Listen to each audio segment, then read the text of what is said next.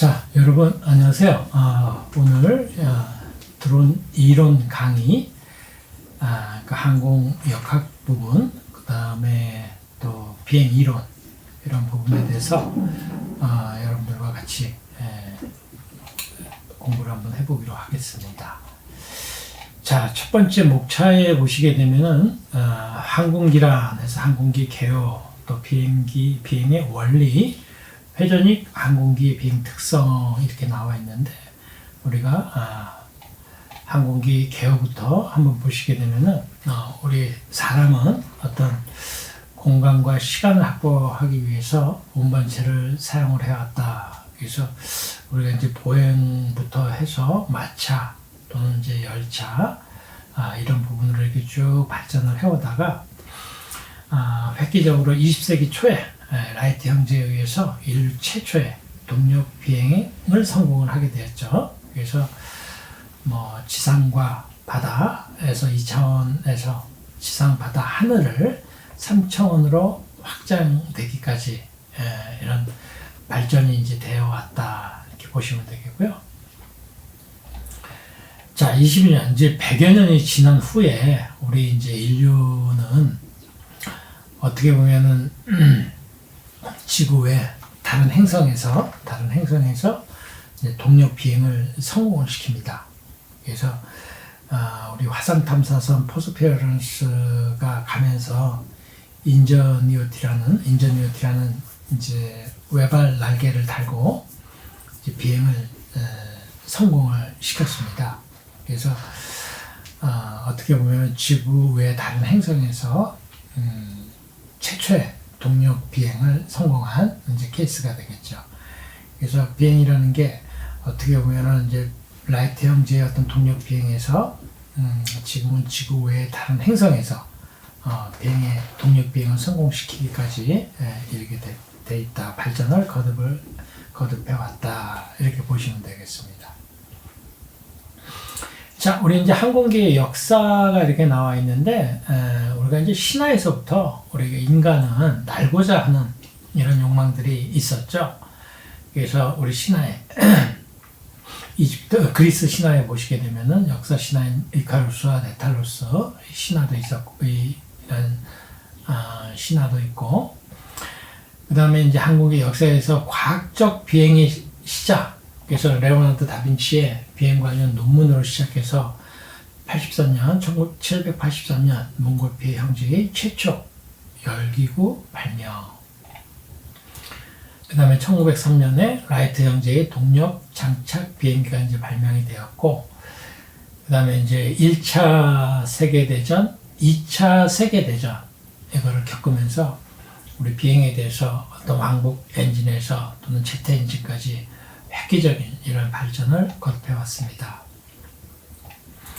이는 1945년에서 현재까지 가스터빈을 이용을 해가지고 제트 비행이라든지 또 마하를 초과하는 그런 어떤 비행 속도를 낼 수 있는 이런 단계까지 이제 오게 되었죠.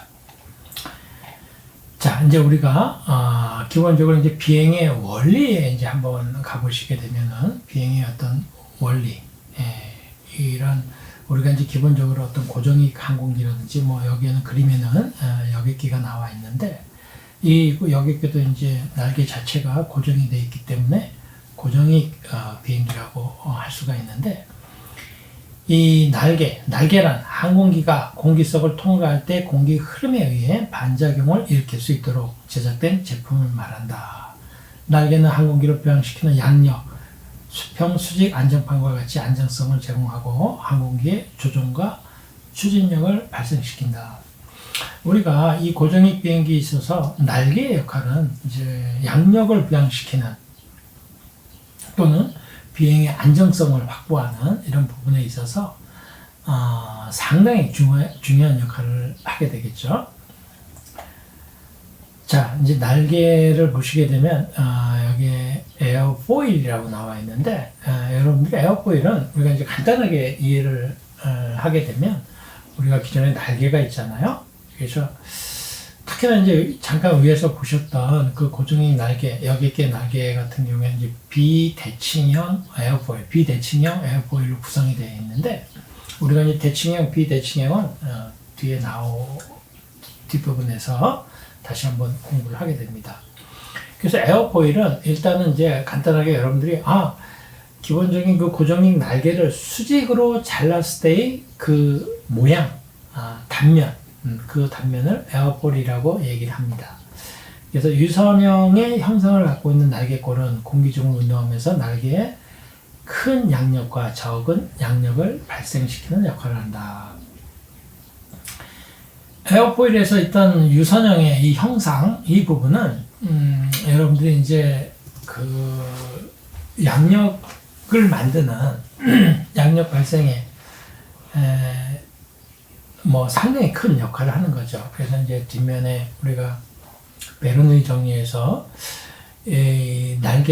날개꼴이 유선형으로 돼가지고 어떤 형태로 양력을 만드나 이제 이 부분도 배울 건데, 자, 에어포일은 항공기의 날개뿐 아니라 헬리콥터의 회전 날개 단면, 프로펠러의 단면 등 다양하게 활용이 된다.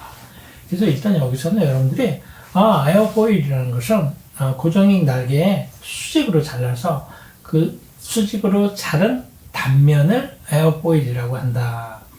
우리가 이제 날개를 공부하기 위해서 날개의 어떤 공력이 되겠죠. 우리가 공력이라는 것은 이런 대기와 어떤 물체에 작용하는 어떤 힘의 관계, 이 부분을 이제 공력이라고 얘기를 하는데, 이 날개라는 어떤 물체, 이 물체가 대기하고 어떤 힘의 작용이 되나, 그래서 어떻게 하면 양력을 발생을 시키고 이런 부분인데, 그래서 그런 부분들을 여러분들이 이제 보게 되는 거죠. 그러다 보니까 그 에어포일을 단면으로 잘라서 우리가 이제 분석을 하게 되는 겁니다. 자, 에어포일을 이제 아까 그 고정익 날개를 이제 수직으로 단면을 잘라보니까 이런 모양의 단면이 나온 거예요. 그래서 여러분들이 알아두실 것은 여기 보시게 되면은 여기 앞전이라고 이렇게 표시되어 있고 뒷전이라고 표시가 되어 있네요. 그래서 이걸 전연, 앞전을 전연, 후연 이렇게 이제 이야기도 하는데, 자, 여러분들 여기서 알아두실 것은 이 전연, 앞전하고 그 다음에 뒷전이 있죠. 이거를 수직으로 쭉 그은 선, 이거를 시위선이라 얘기한다. 이걸 우리가 익현선이라고도 얘기하는데, 이 부분은 꼭 알아두시고요. 자, 그 다음에 우리가 이제 이 에어포일 형태를 보니까 사실은 이 에어포일은 비대칭형 에어포일이거든요. 비대칭형이라는 것은 이 아이를 시위선을 기준으로 해가지고 이 시위선을 기준으로 해서 반을 딱 접었을 때 딱 대칭이 되면 대칭형, 그 다음에 그 대칭이 안 됐을 때는 비대칭형 에어포일이라고 하고, 얘는 접었을 때 대칭이 안 되겠죠. 비대칭형 에어포일이 되겠죠. 일단 기본적으로 비대칭형 에어포일은 양력 발생에 큰 역할을 한다. 우리가 날개 구성은 대칭형, 비대칭형 이렇게 이제 구성이 되는데, 자, 여기서 하나 또 알아두셔야 될 것은 평균 캠버선이에요. 캠버선은 뭐냐면, 예를 들어서 이 앞전, 전연과 이 뒤에 뒷전의 중심을 선으로 쭉 연결하게 되면 당연히 이 날개는 비대칭형 날개는 위에가 곡선이 크기 때문에 이 평균 캠버선도 위로 이렇게 곡선을 그으면서 그려지겠죠. 자, 그래서 이 평균 캠버선과 이 시위선 요 사이를 캠버라고 한다. 요 사이를 캠버라고 한다. 요 가장 큰 데를 최대 캠버라고 할 수 있겠죠. 그래서 여기서 여러분들은 앞전, 전연, 후연, 그래서 직선으로 그은 거 시선, 그 다음에 앞전, 전연, 후연, 여기에 중심 부분을 쭉 그은 것을 평균 캠버선과 시선 사이 캠버 이렇게 알아두시면 되겠습니다. 받음각과 치부각이 나와 있는데요. 받음각은 우리가 이제 특히나 이 바등각은 여러분들 꼭 알아두셔야 되는데, 많이 어렵지 않습니다. 여기서 우리가 여기에 보면 에어포일이 이렇게 모양이 이렇게 있는데요. 에어포일 모양이 있는데, 여기 이제 회전 상대풍, 앞으로 이제 바람이 불어오겠죠. 바람이 불어오고, 뭐 예를 들어서 이제 비행기가 이렇게 날른다면, 그러면 여기에 있는 요 이편선이 있을 거 아닙니까? 우리가 앞에서 배웠죠. 시위선, 이편선이라고 하는데, 이 선과 이 회전 상대풍에 부는 요 각을 우리가 바등각이라고 해요. 그래서 우리가 바등각은 사실은 바등각이 이렇게 클수록 양력 발생이 커지겠죠. 양력 발생이. 그래서 양력 발생이 커지면서 약간의 항력도 커지지만, 자, 중요한 거는 이 양력 발생이 그러면 이 바등각이 계속 크면 양력이 계속 커질까요? 그렇게는 안 되겠죠. 그래서 양력 발생이 바등각 연각이 어느 정도 이렇게 커질 때까지는 양력이 커지지만, 이 각이 어느 임계점이 되겠죠. 임계점에 다다르면 오히려 양력보다도 악력이 더 커질 수가 있겠죠. 뭐 쉽게 얘기해서 우리가 이제 이 날개가 있는데, 뭐 고정익 비행기에서 얘가 앞에서 바람이 불어오는데 어느 선까지는 양력을 발생하지만, 예를 들어서 좀 극한 상황으로 얘를 90도를 이렇게 올렸다고 했어요. 그러면 항력만 발생이 되는 거잖아요. 그래서 그 부분을 좀 참고로 하시면 돼요. 이 공력은 우리가 지금 어떻게 보면은 이 날개에 이 대기와 작용하는 힘, 이런 부분들을 이제 앞으로 쭉 배우는 건데, 이 공력에 대해서는 이제 여러분들이 조금, 추리력, 또 상상력, 이런 부분들도 같이 접목을 시켜서 공부를 하시게 되면 좋겠습니다. 그래서 바등각이 어느 일정한 각까지는, 양력을 발생을 시키지만, 양력계수를 올릴 수가 있지만, 그 임계점을 지나게 되면은 양력보다 항력이 더 커질 수가 있다. 이렇게 알아두시면 되겠습니다. 그래서 이 부분에 쭉 보시게 되면은, 당연히 뭐 바등각이 0이면 공기 흐름의 방향 시선을 일치하여 바등각에 의해 날개 아래에 부딪힌 공기가 아래로 향하며 그 반작용으로 날개 위로 들어올리는 양력을 발생시킨다. 이 부분은 제가 이제 요거 사실 양력 발생이 상당히 중요한 부분이거든요. 요건 제가 뒷부분에 설명을 좀 드리겠습니다. 자, 바등각은 날개에 의해서 발생하는 양력과 항력의 크기를 결정하는 중요한 요소가 되겠죠. 그래서 바등각이 커지면 양력이 커지고 항력은 감소한다. 양력이 커지고 항력이 감소한다. 어느 지점까지예요? 어느 지점까지? 양력이 커질 때까지지, 이게 뭐 계속적으로 이런 부분은 아니라고 말씀드렸죠. 취분각은 이제 붙임각, 고정각이라고 이렇게 알아두시면 될 것 같아요. 고정각이라고. 그래서 취분각이라는 것은 이제 간단하게 말씀을 드리면, 날개의 이편선과 로터 회전면을 이루는 각을 말한다. 그래서 우리가 이제 고정익 비행기도 뭐 로터 회전익도 마찬가지지만, 그 날개의 이편선과 로터 회전면이 이루는 각. 우리가 고정익 비행기도 날개가 사실은 이렇게 약간 위로 서 있잖아요. 그런 부분이 앞에 상대풍 또는 이 각이 지면의 각하고도 또 마찬가지가 되겠죠. 그 각을 취부각이라고 한다. 그래서 유도기류와 항공기 속도가 없는 상태에서는 바등각과 취부각은 당연히 동일할 수밖에 없죠. 그 다음 유도기류와 항공기 속도가 변화될 때 연각과 취부각은 달라질 수밖에 없고, 이러한 취부각은 연각에 변화를 주고 날개에 작용하는 양력 개수가 변하여 취부각에 따라 양력이 증가하거나 감소할 수가 있다. 형태의 분류. 제가 이제 그 에어포일의 대칭형, 비대칭형 에어포일을 이제 말씀을 드렸죠. 이 부분도 이해하기가 너무 이제 쉬운 부분이에요. 그래서 여기 보면 이제 에어포일이 두 개 다 에어포일인데, 얘는 비대칭형 에어포일이에요. 얘는 비대칭형 에어포일.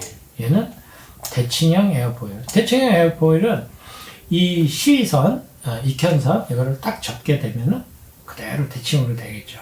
근데 비대칭형 같은 경우에는 접으면 위에가 상부면이 곡선이 더 지어져 있기 때문에 딱 대칭이 될 수가 없잖아요. 그래서 그러면 대칭형, 비대칭형 에어포일은 도대체 어디에 쓰이는 건가? 장단점이 무엇인가? 이걸 한번 알아볼게요. 그래서 비대칭형 에어포일 같은 경우에는 상부 하부면이 비대칭형으로 상부 표면이 하부보다 더 구부러져 있다. 곡선이 더 쳐 있다. 대칭형에 비해 공기 이동거리가 많아 압력 차이가 증가하고 양력 발생 효율이 향상된다. 주로 고정익 항공기와 대형 헬리콥터에 사용된다. 가격이 높고 제작이 어렵다. 이게 사실은 이제 비대칭형인데 어지간한 항공기라든지 어떤 여객기라든지 우리가 고정익 비행기 같은 경우에는 사실은 이제 비대칭형 에어포일을 많이 쓰이죠. 여러분들이 뭐 공항에 가서 비행기를 봐더라도 뭐 여객기 이런 부분들이 다 대부분 이제 고정익 형태로 되어 있는데 이렇게 비대칭형 에어포일로 제작이 되어 있죠. 이거는 뭐냐면요. 여러분들 이제 이거 사실은 이제 베르누이 정리하고 연관되는 건데 간단하게 말씀을 드리면 이해를 돕기 쉽게 여러분들이 혹시 뭐 야외에 가신다든지 차를 타고 야외에 가신다든지 이럴 때 도심지에서 하면 위험하지만 야외에 가셔서 이제 차를 몰고 갈 때 창문을 이렇게 내리시고 손을 이렇게 내밀어 보시면 어떤 현상이 일어날 것 같아요? 바람이 이제 뭐 한 6, 70km를 이제 달린다고 하면은 바람이 앞으로 상대풍이 불어오는 거잖아요. 상대풍이. 그러면 이 에어포일 앞으로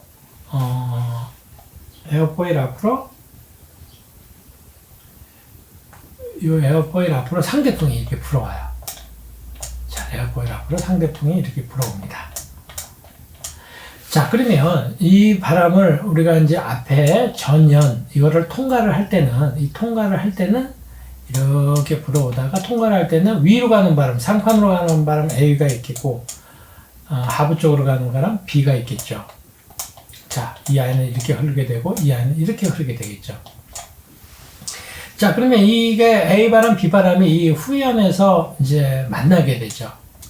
자, 그러면 우리가 이 손도 이 비대칭형 에어포일에 어쩌면 상당히 가깝게 이렇게 만들어져 있어요. 제가 좀 엉뚱한 생각인지 모르겠지만 우리 인간도 조금 더 이 팔이 조금 더 진화가 되고 또 이렇게 됐다면 우리 인간도 새처럼 좀 날 수 있지 않았나. 그 진화가 조금 덜 된 것 같은 느낌이 듭니다. 왜냐면은 이 손 자체가 우리가 손 자체가 이 비대칭형 에어포일 특히나 이제 날개 비행기 날개 이렇게 정말 구성 형태가 비슷하게 되어 있어요. 왜냐면 앞부분이 몰록하게 되어 있고 뒷부분이 이렇게 후연처럼 이렇게 되어 있잖아요. 이게 저 개인적인 생각이고요. 자, 그러면 A 바람하고 B 바람이 이렇게 가는데 A 바람은 이제 후연을 이렇게 하면 여기 뒤에서 만난다 그랬죠. 자, 이 양력 발생 여기서 우리가 이제 잠깐 다른 얘기를 이걸 이해를 돕기 위해서 우리가 풍선 있잖아요. 풍선에다가 풍선을 이렇게 불게 되면 이 풍선 안에 공기가 아무래도 공기 밀도가 더 올라가겠죠. 그러면 밀도가 크다라는 것이 압력이 크다라는 얘기죠. 그래서 상대적으로 그 풍선 외에 풍선 외면보다도 상대적으로 풍선에 압력이 더 있는 거잖아요. 자, 그러면 이 풍선의 입구를 우리가 열게 되면 안에 있는 압력이 큰, 밀도 큰 이 공기가 밖으로 삐쳐나오려고 하잖아요. 자, 그럼 여기서 중요한 부분이 뭐냐면, 압력은 큰 곳에서 작은 곳으로, 이동하려고 하는 성질이 있잖아요. 그쵸? 풍선 안에서 압력이 큰 데서 작은 곳으로. 이 부분이 이제 상당히 중요한 부분이거든요.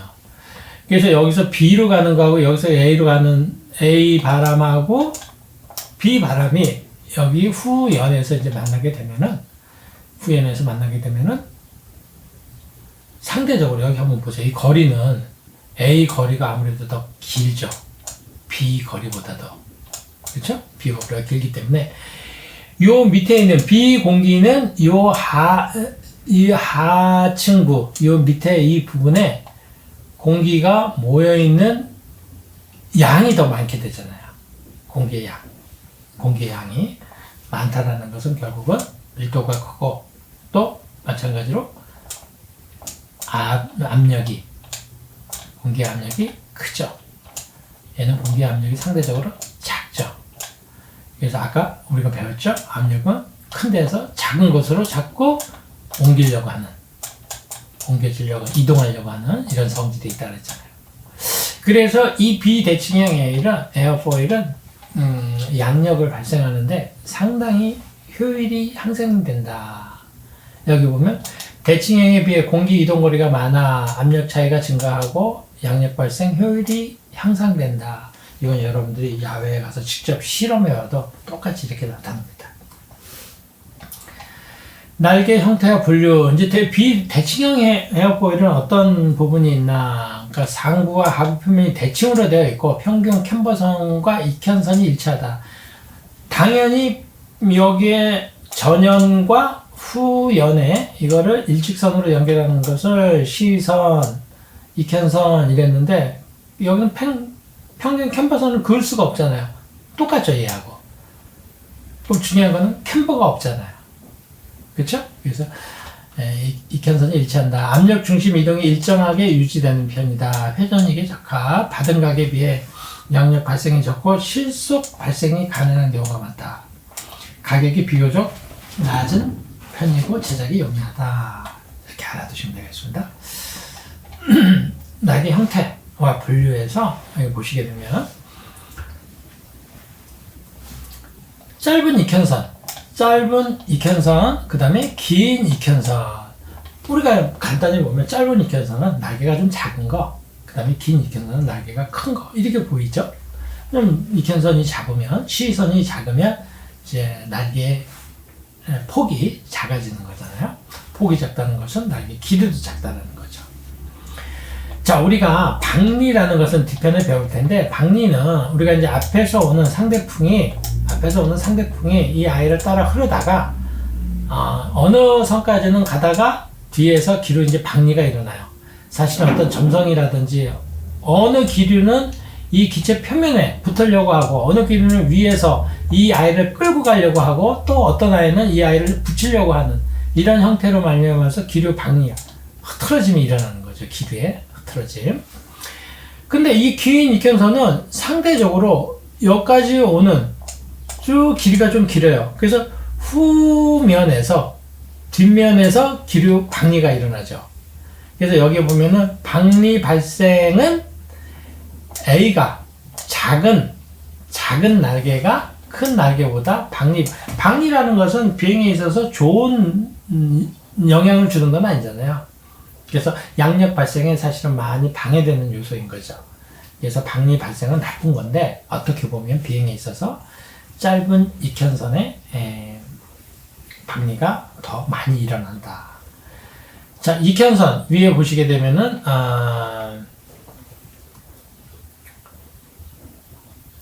익현선은 아까 B가 더 컸죠. 큰 날개가. 자, 레이놀드 수 이거 A가 또 B가 더 크다 이렇게 나와 있는데 이 레이놀드 같은 경우에는 우리가 이제 간략하게 말씀드려서 이렇게 측류와 난류를 구분하는 거다 이렇게 생각을 하시면 돼요. 그럼 쉽게 얘기하면은 좀 비교하기 좀 그렇지만 우리가 뭐 예를 들어서 담배를 핀다. 그러면 담배 연기가 이제 약간의 점성이 있어가지고 어느 선까지는 이제 규정적으로 쭉 올라갔는데 어느 고도를 지나게 되면 어느 높이를 지나게 되면은 이 아이가 흐트러지죠. 관성의 법칙이죠. 관성의 법칙. 그래서 운동 관성과 정지 관성. 그래서 정지하려고 하는 거는 어느 정도 정지했다가 위에서는 이제 흐트러지면은 또 흐트러지는. 그래서 측류와 난류를 구분하는 수다. 그래서 여기 보시게 되면은 레이놀드 수가 요 어느 선까지 우리가 여기까지 규칙적으로 여기까지 바람이 흐르는데 여기를 어떤 뭐 측류라고 볼 수가 있겠고 여기는 이제 난류라고 볼 수가 있겠죠. 여기는 여기까지 측류라고 볼 수 있겠고 여기는 난류라고 볼 수가 있겠죠. 그렇죠? 그래서 레이놀드 수는 B가 더 크다 이렇게 알아두시면 되겠습니다. 자, 익현선 길이에 따른 공력 차이, 그 다음에 익현선이 짧은 경우 날개 위에 정체된 기류와 날개를 지나는 기류의 경계가 짧아 기류 박리가 일어나기 쉽다. 이켄선이 긴 경우 날개의 영향으로 날개 윗면을 흐르는 공기로 난류가 형성돼 큰 영가까지 박리 현상이 일어나기 어렵고 박리점은 후방으로 이동된다. 그래서 짧은 이켄선은 작은 레이놀즈수, 긴 이켄선은 큰 레이놀즈수가 된다. 자, 캠버라는 거 아까 말씀드렸죠. 캠버라는 거. 캠버는 여기 이제 시위선, 이렇게 시위선이 있는데 이켄선이라고도 한다 그랬죠. 그래서 전연과 후연의 중심을 이렇게 연결하는 거를 평균 캠버선, 이 시위선과 이 평균 캠버선 사이, 요거를 우리가 캠버라고 얘기를 한다. 요 캠버. 캠버가 크면 클수록 곡이 더 큰 거죠. 곡이 위에가 더 지어져 있는 거죠. 그래서 비대칭형, 이켄선과 평균 캠버선 사이를 말한다. 그래서 비대칭형, 영각형은 양력 플러스 양력 발생. 그래서 동일 영각에서 캠버가 큰 날개일수록 큰 양력이 발생된다. 이 캠버가 클수록 아까도 말씀을 드렸죠. 예를 들어서 이 곡이 더 이렇게 올라갔다고 얘기하면은 예를 들어서 여기를 지나는 A 공기, 여기를 지나는 B 공기가 있는데 상대적으로 얘가 더 높다면 여기에 압력이 더 커질 수밖에 없죠. 위에보다도. 그래서 캠버가 큰 날개에서 큰 양력이 발생이 되는데 이걸 그렇다고 더 막 어느 임계점을 항상 지나면 안 되는 거죠. 역학적인 부분에 있어서. 그래서 어느 선까지, 임계점까지는 캠버가 클수록 양력이 더 크게 발생이 된다. 날개의 힘과 종류, 비행기에 작용하는 힘은 여러분들 아시다시피 양력, 그렇죠? 양력, 중력, 그다음에 항력, 추력. 시험에 자주 출제되는 게 사실은 이 두 가지 힘은 상대적인 거잖아요, 그렇죠? 이 두 가지 힘은 상대적인 거죠. 이 두 가지 힘은 상대적인 건데 가끔 이제 시험에 이 중력을 무게로 이렇게 나와서 기체, 예를 들어 비행체에 작용하는 힘 네 가지는 무엇인가, 그래서 중력을 빼고 무게로 이렇게 나와 있는데 무게라는 것은 결국 중력이 되는 거죠. 그래서 그렇게 한번 알아두시면 좋겠습니다. 날개의 힘과 종류, 유도항력, 형상항력, 유해항력이 나와 있는데요. 자, 아까 우리가 이제 네 가지 힘이 있다 그랬잖아요. 그 다음에 양력, 중력, 내려오는 힘, 중력. 그 다음에 앞으로 가는 추력, 추진력, 추력.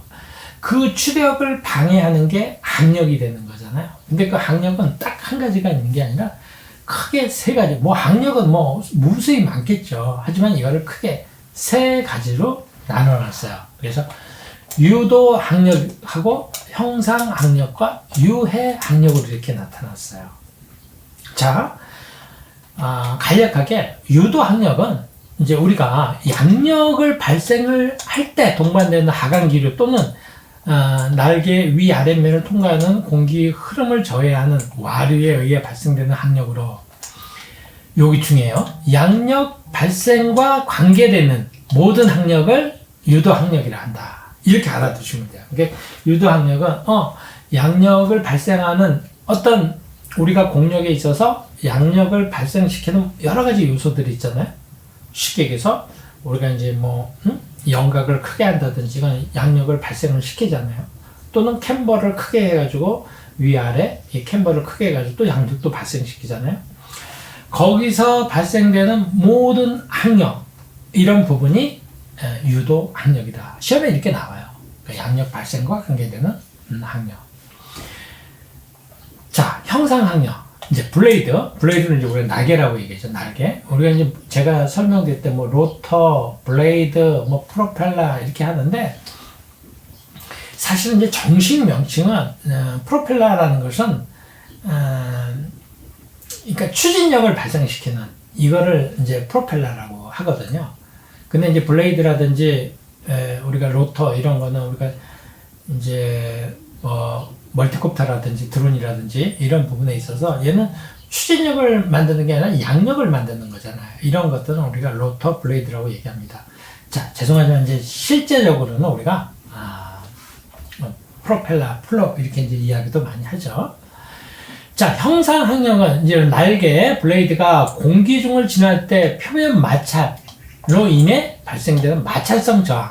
형상항력은 이렇게 마찰성 저항으로 이렇게 나와요. 항상 블레이드가 공기 중을 지날 때 마찰. 그래서 어떤 상부라든지 하부, 이 대기하고 마찰로 인해서 마찰성 저항을 우리가 형상항력이라고 한다. 아까 유도항력은 뭐라 그랬죠? 양력 발생과 관계되는 모든 항력. 자, 유해항력은 뭘까요? 유해항력은 로터를 제외한, 날개를 제한 비행체의 외부 부품, 이런 항력을 말한다. 그러니까 쉽게 얘기해서 우리가 뭐 자동차라든지 이런 부분은 자동차 모양도 여러 가지가 있잖아요. 근데 이 아이는 어떤 이제 지상에서 다니기 때문에 어떤 항력을 당연히 받죠. 항력을 당연히 받는데 어떤 비행체만큼 그다음 커다란 항력을, 왜냐하면 비행체는 속도도 빠를 수가 있고, 그렇죠? 그다음에 이제 대기권에서 어떤 하늘에서 움직이기 때문에 그런 여러 가지 형태의 이제 항력이 이제 발생이 되는데, 자동차는 그래서 막 우리가 뭐 자동차 인테리어도 하고 그러잖아요. 근데 우리가 뭐 공항에 가도 비행체는 대부분 다 비슷하게 생겼잖아요. 이게 뭐냐면 비행체에다가 우리가 무슨 뭐 인테리어를 외부에 인테리어하고 이러진 않잖아요. 이게 뭐냐면 이런 유해 항력 이런 거를 더 없애기 위해서 비행체도 앞부분을 이렇게 곡선으로 만드는 것도 그렇고 다 이런 유해 항력과 관계되는 거죠. 그래서 유해 항력은 로터를 제외한 비행체의 외부 부품, 그렇죠? 외부 형태의 부품의 항력을 말한다. 그래서 주로 항공기 형체, 표면 마찰, 크기, 설계 등의 설계 이런 부분에 크게 영향을 미치는 거죠. 유해 항력은. 유해 항력이 발생할 수 있는 노출을 최소화해 형상을 유선형으로 설계도 하고, 마찰성 저항으로 양력 발생과는 무관하나 속도 제곱에 비례한다. 속도가 빠르면 빠를수록 그런 항력은 당연히 커지게 되는 거죠. 유해 항력은. 유도 항력, 양력 발생과 관계 있는 항력, 형상 항력, 마찰성 저항, 마찰성 항력, 그 다음에 유해 항력, 그런 로터, 블레이드 제외한 이런 외부 부품에 의해서 일어나는 항력, 이렇게 알아두시면 되겠습니다. 공력, 이 공력이라는 것은 사실은 우리가 지금 공력을 배우는 거죠. 공력은 간단하게 여기 보실까요? 제가 아까도 설명드렸지만 공기와 공기 중을 지나는 물체와의 상호작용에 의해 발생되는 기계적인 힘으로 양력과 항력을 가리킨다. 즉 정지해 있는 물체는 공력이 없지만, 정지해 있으면 어떤 대기와의 어떤 그게 없잖아요. 마찰이. 공기 중을 움직이는 물체는 공력이 발생된다. 항공기가 비행 중에 날개를 포함한 항공기 전체에 작용하는 공력은 압력에 의한 힘과 전단력에 의한 힘이 발생하는데, 항공기의 전진 방향과 수직인 선분은 양력, 평행한 선분은 항력이다. 자, 공력에 대해서 봤고요. 공력의 특성에서 레이놀즈 수가 나와 있는데, 아까 레이놀즈 수 간단하게 이제 설명을 드렸는데, 레이놀즈 수는 오스본 레이놀즈 교수에 의해 발견된 수로 유체 흐름에서, 유체라는 것은 여러분들 이런 물하고 공기 이런 거를 합쳐서 우리가 유체라고 얘기를 하죠. 난류와 충류에 경계되는 것, 이게 레이놀즈. 난류와 충류. 그래서 난류, 충류는 어느 정도 규정적으로 이렇게 규칙적으로 가는, 난류는 그게 이제 흐트러지는 거죠. 그래서 충류는 어떤 점성에 의해서, 난류는 관성에 의해서 움직여지는, 아니죠. 그러니까 충류와 난류는 어떻게 보면은 다 이제 관성하고 연관이 되어 있는 거죠. 그래서 근데 충류 같은 경우에는 이제 점성에 의해서 유체 그런 부분에 있어서 어느 정도 규칙적으로 가는 이런 부분이 되겠죠. 자, 유체의 흐름에 미치는 점성의 영향을 표현한 것으로 유체의 점성력에 대한 관성의 비이다. 레이놀즈 수가 작은 흐름은 충류고, 그 다음에 레놀드 수가 점점 커지면 난류로 바뀐다. 그래서 여기 점성, 관성, 레놀드 수, 측류, 점성이 크고 레놀드 수가 높은 난류는 관성력이 크다. 점성 부분 알아두시면 좋겠습니다. 점성이라는 것은 뭐 일체의 흐름에 대한 저항으로 운동하는 액체 혹은 기체 내부에 나타나는 마찰력, 그렇죠? 또 액체의 끈끈한 성질. 관성은 물체가 외부로부터 힘을 받지 않을 때 처음에 운동 상태를 계속 유지하려는 힘. 이거는 이제 우리가 관성에는 이제 정지 관성하고 운동 관성이 있는데 이거는 이제 정지 관성에 속하는 거죠. 우리가 정지 관성, 운동 관성 이 부분은 이제 우리가 뭐 예를 들어 버스를 타면은 버스가 탁 멈췄어요. 그럼 버스 자체는 이제 정지했으니까 정지하려고 하는 정지 관성이 있는 거고, 버스가 이렇게 멈추기 직전까지 예를 들어서 이 손잡이라든지 사람이 앞으로 쏠리는 것은 운동을 계속 해왔기 때문에 또 운동을 하려고 하는 이렇게 쏠리는 현상, 이거는 운동 관성이 되겠죠. 그래서 손잡이와 사람은 운동 관성, 버스는 정지 관성 이렇게 되겠죠. 날개 공력의 특성, 기류 박리 나와 있는데, 기류 박리, 항공기 표면에 흐르는 기류가 표면에 날개의 표면과 공기 입자 사이에 마찰력으로 표면에서 떨어져 나가는 현상, 아까 봤죠? 경계층 밖의 기류는 정체점을 넘어가게 되어 경계층이 되면 표면의 박리의 양력은 파괴되고 박력이 증가하는 박리. 자, 피치의 실속 이렇게 나와 있는데요. 이것도 용어는 좀 우리가 정리를 좀 해줘야 될 것 같아요. 피치, 얘는 프로펠러가 이래저래 할 때 전진하는 기하학적 거리며 절대값이 아니다. 이 말은 어떤 말이냐면요. 우리가 예를 들어서 이렇게 이제 뭐 우리가 멀티콥터도 마찬가지지만 멀티콥터 날개에 이렇게 보면은 여기 이렇게 항상 표시가 있어요. 뭐 예를 들어서 3080이다. 뭐 예를 들어서 이렇게 표시가 있으면요. 이 앞에 30은 뭐냐면 멀티콥터 같은 경우에 여기 또 이쪽에 날개가 또 하나 있잖아요. 여기 공간이 없어서 좀 작게 그려야 되는데 같은 날개라고 치면요. 이 두 개가 이제 같은 날개예요. 그러면 여기서부터 여기까지의 거리, 이게 이제 날개가 30인치다 이렇게 알고 계시면 돼요. 근데 보통 어떤 사람들은 여기서부터 여기까지 거리가 날개 길이라고 하는데, 이 아이는 두 개가 하나가 되어야 날개 역할을 하는 거잖아요. 그래서 이 3080은 여기서부터 여기까지 길이라고 하고, 자 그러면 이 80이 뭐냐?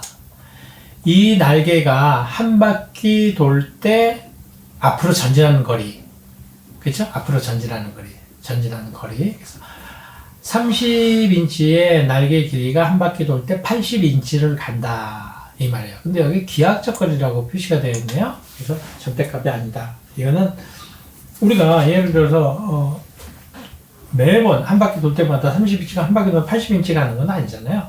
앞에서 상대풍이 불어오면은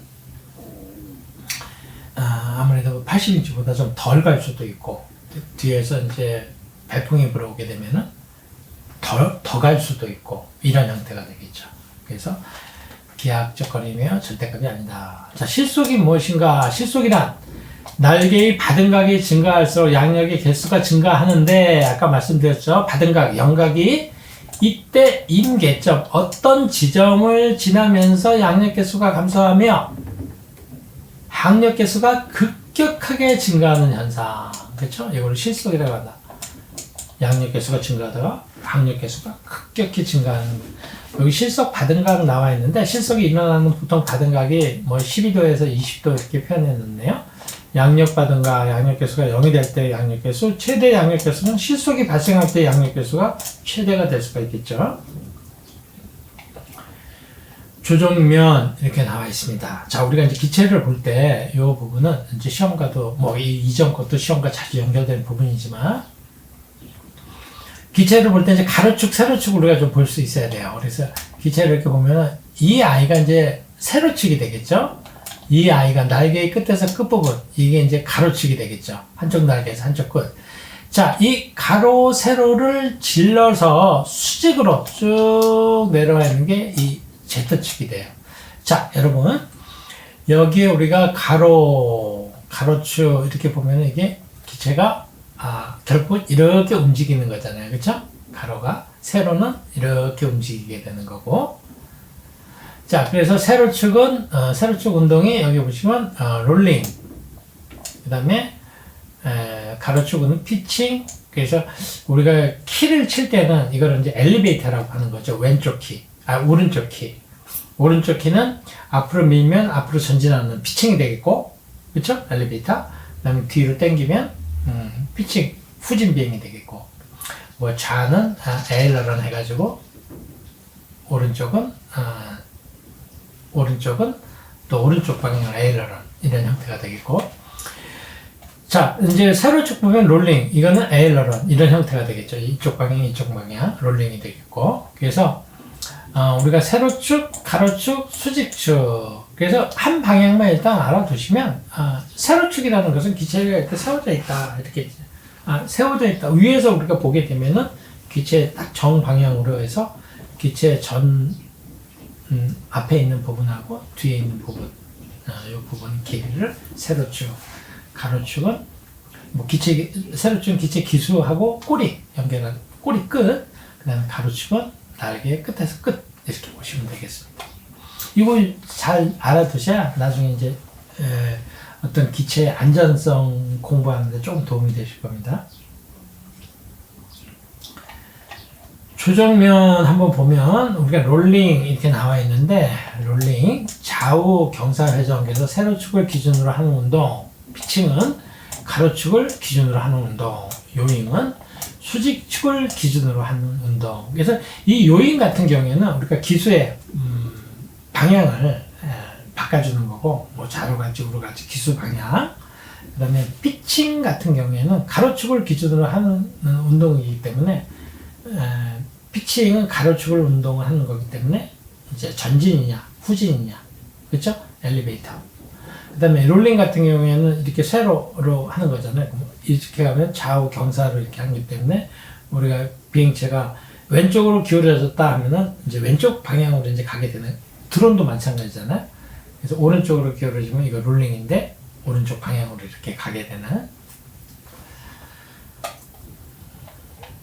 조정면에 있어서 운동을 발생시키는 조정면이에요. 이제 운동을 발생시키는. 그래서 에일러런은 롤링 부분을 조정하는 비행 조정면, 엘리베이터는 피칭 조정을 하는 비행 조정면, 러더는 요잉을 조정하는 비행 조정면.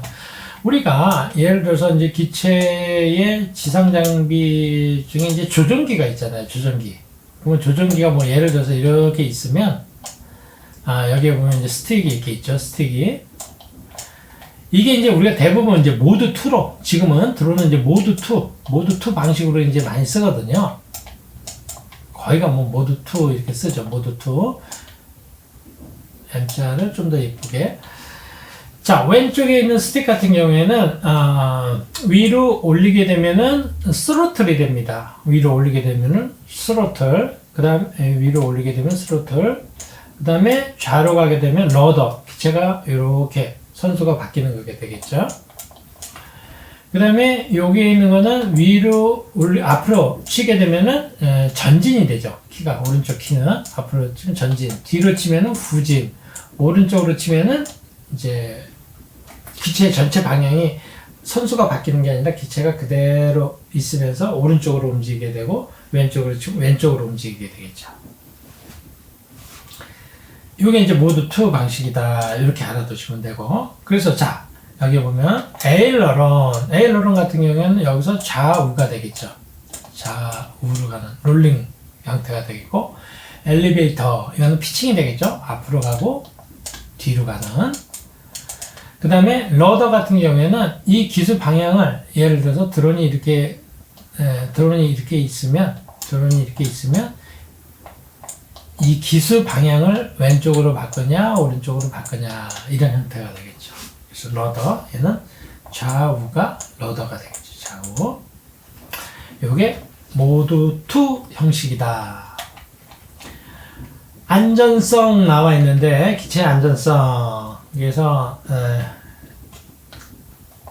세로 안전성, 가로 안전성, 방향 안전성이 나와 있는데 여기 보면 세로 안전성은 피칭, 그 다음에 가로 안전성은 롤링, 방향 안전성은 요잉. 일단은 기체의 안정성이라는 것은 뭐냐면 기체가 당연히 안정돼야 되겠죠. 그러니까 안정성이라는 것은 기체가 잘 비행이 돼야 된다. 근데 어떤 자연 환경 또는 또 이런 환경에 대해 비행 환경에 대해서 뭐 변화가 있다든지 이런 공력 자체에 변화가 생기면 우리가 이제 조종자가 그 부분에 맞춰서 안정성을 물론 이제 기체들의 어떤 센서들의 역할도 하지만 또 조종자가 그 부분의 역할도 해야 되는 그래서 우리가 이제 안정성을 추구하기 위해서 또 조종 기술도 많이 숙달시켜야 되는 이런 부분인 거죠. 조종 모드 이렇게 나와 있는데 조종 모드는 일단은 이제 모드 2로 많이 쓰이고 여기 아까 보셨듯이 이렇게 왼쪽 스틱, 오른쪽 스틱 이렇게 있습니다. 뭐 여러분들이 앞으로 이제 이런 뭐 필기 시험 이걸 과정을 겪고 이제 실기라든지 이런 부분에 이제 도전을 하실 때도 결국은 뭐겠어요. 뭐 시험이 어차피 여러분들이 다 열심히 하셔가지고 결국은 다 붙으실 거잖아요. 근데 이제 실제 내가 기체 조종을 하고 운영을 하고 이럴 때는 옆에 뭐 교관이 있는 것도 아니고 또 여러분 스스로가 모든 부분을 책임지면서 비행을 해야 되기 때문에 그런 비행을 또 아무 사고 없이 안전한 비행을 하기 위해서는 말 그대로 연습 이런 부분들이 상당히 중요합니다. 그 연습에는 내가 이 스틱을 얼마만큼 정밀하게 또 예민하게 잘 치냐 이런 게 아주 기본이 되겠죠. 그래서 이 조종기는 우리가 이제 멀티콥터를 운영을 할 때 너무 중요한 부분이다 이렇게 알아두시면 되겠습니다. 자, 지금은 이제 뭐 여기 모드 1, 2, 3, 4, 5 뭐 이렇게도 만들 수가 있겠지만 지금은 모드 2 아까 우리가 했던 이 방식이 가장 많이 쓰인다. 그래서 여러분들이 제가 이거 뭐 따로 또 설명을 안 드려도 앞으로 이제 실제 비행 연습을 하게 되면 이거는 저절로 이렇게 아시게 됩니다. 뉴턴의 운동법칙에서 이렇게 나와 있는데 뉴턴의 운동법칙에서 1법칙 관성, 뉴턴의 2법칙, 뉴턴의 3법칙, 작용 반작용. 그래서 A번 관성의 법칙, 그래서 외부에서 힘이 작용하지 않으며 운동하는 물체는 계속 운동하려고 하고 정지한 물체는 정지하려는 법칙. 여기 아까 설명 잠깐 드렸죠? 이런 버스가 탁 멈출 때 버스는 이제 멈췄어요. 얘는 자꾸 멈추려고 하고 또 이 사람과 이 손잡이는 앞으로 쏠렸죠. 그래서 얘는 운동하려고 하는 아직도 이제 운동 관성이 되겠고 버스는 정지 관성. 가속도의 법칙은 힘이 가해졌을 때 물체가 얻는 가속도는 가해지는 힘에 비례하고 물체의 질량에 반비례하는 것이다. 그래서 F는 ma 질량 곱하기 가속도가 되겠죠. 반작용의 법칙에서 물체 A가 다른 물체 B에 힘을 가하면 물체 B는 물체 A에 크기는 같고 방향은 반대의 힘을 동시에 가한다. 뭐 예를 들어서 이제 작용 반작용 같은 경우에는 우리가 만약에 테니스 공을 테니스 채로 벽에다가 뻥 치면은 테니스 공이 벽을 맞고 다시 돌아오잖아요. 자, 내가 작용을 해서 제가 이제 반작용으로 돌아왔어요. 자, 근데 내가 또 힘을 이제 크게 작용을 했어요. 그럼 쟤도 큰 힘으로 다시 반작용으로 오잖아요. 그래서 반작용의 법칙이다. 작용, 반작용의 법칙. 자, 뉴턴의 이 세 가지 법칙 알아두시고요. 베르누이 정리는 이거는 이제 뭐 양력 발생에 있어서 어떤 압력의 큰 데에서 작은 데로 이동하는 이 부분에 있어서 상당히 중요한 부분이죠. 그래서 베르누이 정리를 이제 간략하게 여러분들이 이해하기 쉽게 잘 설명을 좀 드려보면, 자, 이렇게 큰 관이 있어요. 이렇게 큰 관이 있고, 자, 이제 이 관이 좀씩 좁아들더니 여기는 아주 작은 관이, 통로가 아주 좁은 관이 있어요. 자, 여기는 유체가 흐르고 있어요. 이 유체는 이제 공기가 흐르네요. 공기가 흐르고 있어요. 자, 여기에는 공기가 흐르는데 일단은 여기는 공기의 양이 당연히 많이 있겠죠. 당연히 많이 있겠죠. 자, 공기의 양이 많으면 뭐가 크다? 압력이 크다. 그렇죠? 내부 압력이 높아지는 거죠. 근데 흐름은 느리죠.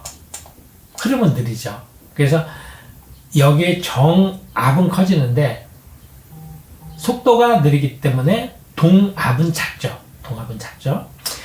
자, 이제 유체가 공기가 좁은 통로로 들어갔어요. 좁은 통로로 들어가다 보니까 공기의 양은 적어져요. 그래서 정압은 작아지고 그 대신 빨리 흐르게 되죠.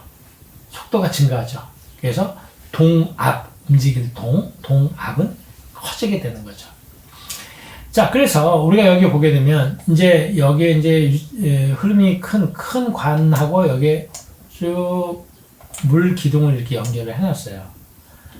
여기 보니까 큰 기둥 정압이 크니까 이 압력 차이가 여기서 이렇게 내려오게 되고 또 여기는 압력이 낮아져서 당연히 이쪽으로 이동을 하게 돼 있는 거죠.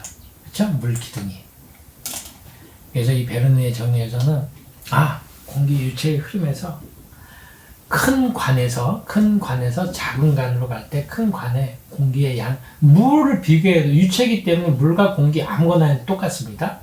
공기의 흐름이 큰 관에는 공기가 많기 때문에 정압이 크고 흐름은 느리죠. 그렇기 때문에 동압은 작다. 그리고 좁은 통로로 갔을 때 빠르죠. 공기 흐름이. 이거는 정압이 크고 양이 적죠. 그 다음에 정압이 크고 동압은 양이 적으니까 작다. 이렇게 알아두시면 되겠습니다. 동압이 크고 정압이 작은 거죠. 작은 통로에서. 그래서 이 부분에 유체 역학의 기본 법칙 중 하나이며 점성과 압축성이 없는 이상적인 유체가 규칙적으로 흐르는 경우에 대하여 속도와 압력의 높이의 관계를 정리하였다. 속도와 압력의 높이. 그래서 정압과 동압을 합한 값은 그 흐름의 속도가 변하더라도 언제나 당연히 일정하다. 정압 플러스 동압은 전압이 항상 일정하다. 베르누이 정리 여기 보시게 되면 유체의 정압, 동압 이렇게 나와 있죠. 그래서 정압이라는 것은 유체 속에 잠겨있는 어느 한 지점의 상하 좌우 방향에 상관없이 일정하게 작용하는 압력이 되겠고, 그 다음에 동압은 유체가 흐를 때 유체의 속도가 생기며 운동 에너지를 가지게 된다. 즉 유체의 운동 에너지를 운동 에너지 흐르는 그 속도라든지 운동 에너지를 압력으로 변환할 때의 압력을 동압이라고 한다. 그래서 아까 보셨겠지만 정압 플러스 동압은 전압으로 일정하다.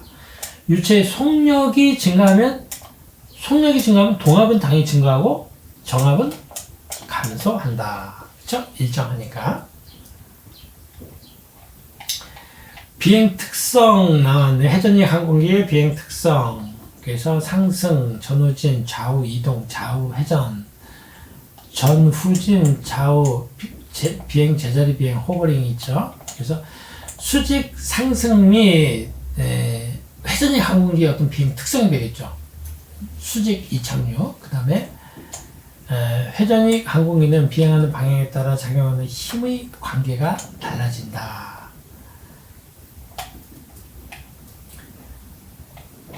두 번째, 이제 회전식 항공기의 비행 특성이 뭐가 있나 한번 볼까요? 여러분들도 아시다시피 제자리 비행, 우리가 고정익 비행기 이런 게 제자리 비행할 수가 없잖아요, 그렇죠? 제자리 비행은 호버링이라고 하는데 제자리 비행하면 그냥 그대로 추락하겠죠. 수직 이착륙도 가능하다. 요즘에는 워낙 미국의 전투기 중에 하나는 수직 이착륙도 고정익인데 수직 이착륙도 가능하지만 우리가 회전식 항공기가 가지고 있는 특성 중에 하나죠. 수직 이착륙. 그 다음에 측방 및 후진 비행 가능. 우리가 고정익에서 후진 비행, 또 옆으로 비행 이런 거는 안 되잖아요. 좌우측으로 옆으로. 이런 큰 장점을 회전식 비행이 기의 특성 중에 이런 부분이 있다. 어떤 임무 수행 중에서 이런 비행 자체의 어떤 이런 구성 자체가 특징이 있는 부분들은 또 그 임무에 맞게 이 비행이 예를 들어서 회전식 비행기 또는 고정식 비행기 같은 경우에는 회전식 비행기는 그 대신 속도를 많이 낼 수는 없잖아요. 물론 요즘에 FPV라든지 이런 부분들은 200에서 뭐 200km 가까이도 막 내고 그러지만 사실은 실제 전투기 같은 경우에는 우리가 뭐 그거를 훨씬 더 뛰어넘는 이런 속도를 이제 가지게 되는 거잖아요. 그래서 그런 임무에 맞는 비행체, 특히나 이제 회전이 뭐 드론이라든지 헬기라든지 이런 부분, 헬리콥터라든지 이런 부분들은 그 부분에 뭐 정지 비행도 가능하고, 그 다음에 수직 이착륙도 자유롭게 할 수 있고, 측면 비행도 가능하고, 이런 걸 잘 알아두시면 좋겠습니다. 그런 특성이 있다.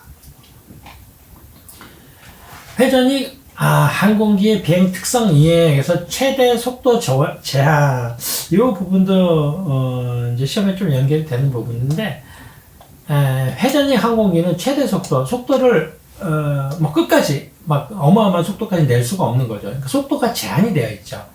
또 이런 고정식 항공기는 또 최저 속도가 어느 정도 속도를 유지를 해야 고정식 비행기는 날 수가 있잖아요. 그러니까 최저 속도 제한이 있고, 회전식은 최대 속도 제한이 있다. 그래서 엔진 정지시 활공 비행 가능, 그러니까 일부 이런 활공 비행이 가능한 부분인 거죠. 그래서 뭐 코스모스 꽃잎을 공중에서 회전시키면 떨어지면서 공기의 영향으로 회전력을 좀 얻는 것과 약간의 양력을 얻는 것과 이런 부분. 회전식 항공기의 비행 특성 이해에서 동적 불안정. 그래서 동적 불안정은 평형 상태의 물체에 외부에 힘이 가해졌을 경우 시간이 지남에 따라 진동이 감소되지 않고 진폭이 점점 커지는 상태를 말한다. 자, 회전식 항공기는 제자리 비행 시에 동적으로 불안정한 특성이 있어 조종사의 수정을 필요로 하며 계속적인 진폭의 증가로 위험상의 상황에 직면할 수도 있다. 자, 반대로 고정식 항공기는 제자리 비행이 불가능하여 동적 불안정은 없는 거죠.